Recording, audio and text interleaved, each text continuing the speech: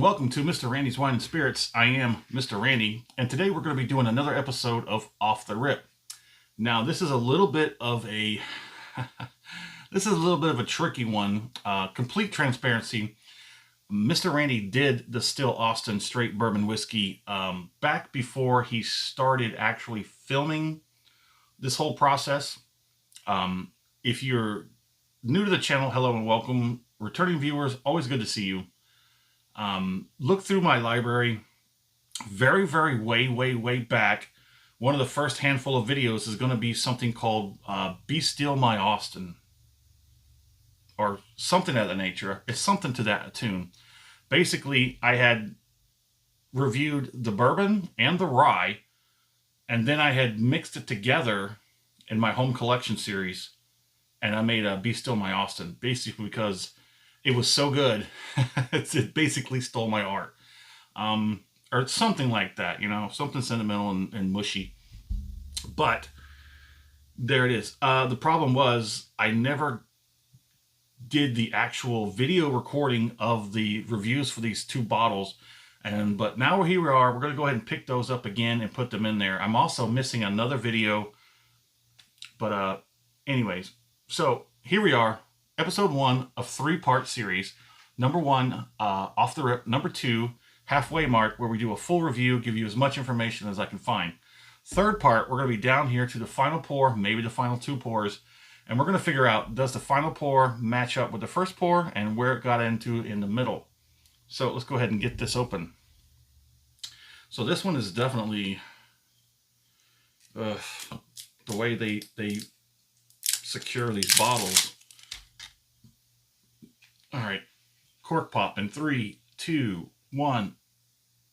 Ooh, that was tight. It's a synthetic cork. Gonna go ahead and get a pour on. We're gonna let that open up while I give you a look at this bottle. They do have a sort of artsy style to it. And now I am just north of Austin. I'm probably about 20-something minutes away from this distillery. This is called the Musician. And here we go. Take a look at the back here. I'm not going to go through all that stuff. Certified Texas whiskey. Oh, yeah. Aged at least 2 years. I think it's more than that, though. Drink locally. Enjoy responsibly. StillAustin.com. Yeah. Where is the... There it is. 49.2%. 98.4 proof. Go ahead and wipe that up. Go ahead and get back on this. Let's break out Mr. Randy's handy dandy whiskey color scale. And off camera, I'm going to try and peg this down. This is a darker than we've seen in the wilds. This is going to be kind of hard to peg. Maybe an auburn or a tawny or a deep tawny mahogany. What do you think? Oloroso sherry. I mean, I don't know. We'll figure that out by the time we get to the second part of this review and give you more information.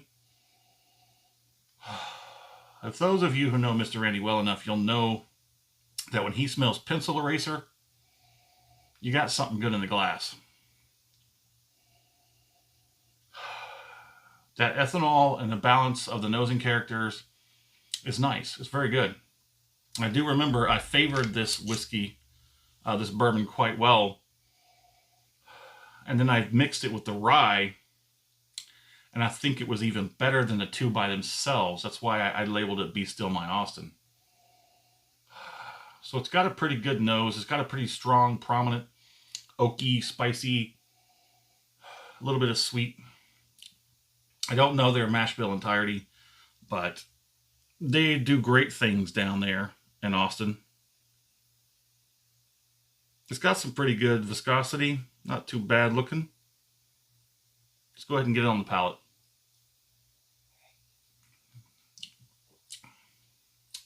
Cinnamon, oaky, sweetness. Like red hots almost on the very end of that palate. Let me go ahead and get a bigger sip.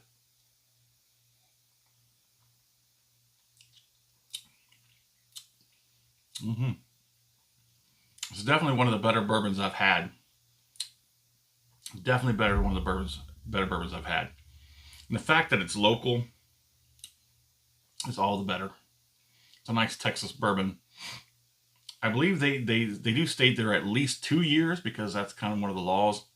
But I do believe that these are around 3. I think they're about 3 years. I don't know why they don't just put that on there, but it's got a nice good, let's go ahead and get the finish on it.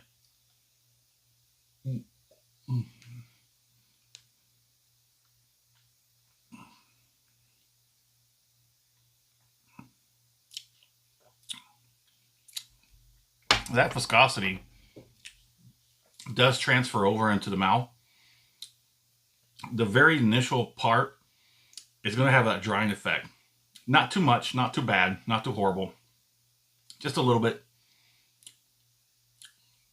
And then the dryness sort of fades away into a little bit of oiliness.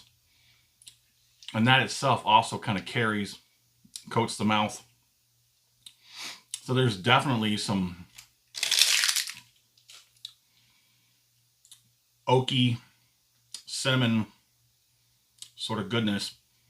And it kind of like very, very much reminiscent of those Red Hots. Like a light hot Red Hot, not those ones that like you had to spit out because they were just too much. This is a really good bourbon. I remember it being this good, but I remember that the mixture of this one and the rye together greatly outweighed the both of them by themselves. So it's very nice. It's still kind of lingering around. The entire mouth has a little bit of a numbness, a little bit of tingliness. I did have a warm-up before this. Let me know in the comments. Do you do a warm-up? Do you do something of a lower proof before you go for something quality?